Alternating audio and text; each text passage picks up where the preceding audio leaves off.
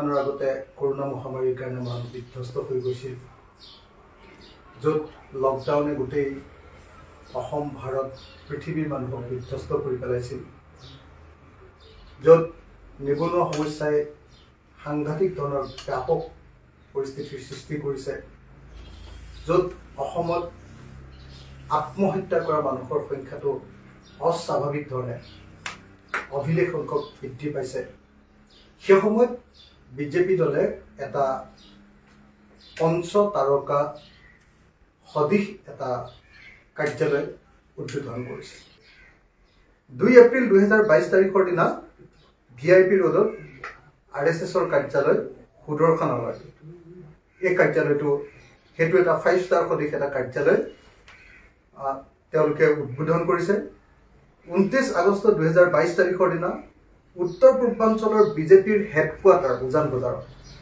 JP নাড্ডাই নিজে আহি ইয়াতে উদ্বোধন কৰিছিল তাৰ আগতে একল ভৱন নামৰ 6 মাইলত আৰএছএছৰ এটা গৱেষণা কেন্দ্ৰ তাতে উদ্বোধন কৰা হৈছিল আৰু আজি 8 অক্টোবৰ তাৰিখৰ দিনা 8 অক্টোবৰ 2022 তাৰিখৰ দিনা বখিষ্টত এটা পাখাডুপম পঞ্চতাৰকা সদৃশ এটা ৰাজ্যিক কাৰ্যালয় তেওঁলোকে উদ্বোধন কৰিছে সেই ৰাজ্যিক কাৰ্যালয়টোৰ খৰচ আনুষ্ঠানিকভাৱে কোৱা হৈছে যে হেতু নিৰ্মাণ ব্যয় প্ৰায় 35 কোটি টকা তেওঁলোকৰ মতে আৰু 40খন বলেৰো গাড়ী আৰু 8খন স্কৰপিঅ গাড়ী আজি তেওঁলোকে বিতৰণ কৰিবৰ কাৰণে ব্যৱস্থা গ্ৰহণ কৰিছে সেইকাৰণে এই মুহূৰ্তত আজি অসমৰ মানুহৰ প্ৰথম প্ৰশ্নটো হ'ল যে কেনেকৈ ক'ৰ পৰা আহিছে টকা কেনেকৈ এটা শাসক দলে মাত্ৰ 7 বছৰো হোৱা নাই 7 বছৰ শাসন কৰিয়ে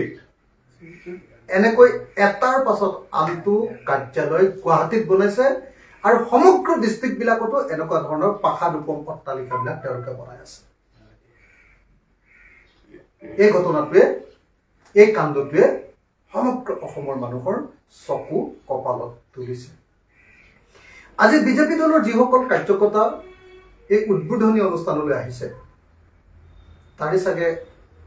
বহু কাৰ্যকৰ্তাৰ ঘৰ কেঁচা ঘৰ আপোনালোকে সকলোৱে জানে যে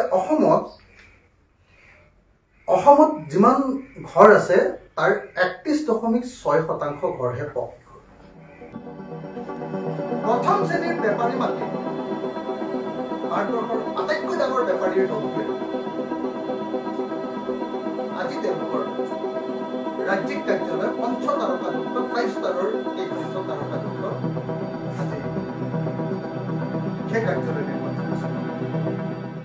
Don't forget to like, share and subscribe to East Mojo. For any queries, put them down in the comments section below and press on the bell icon for notifications.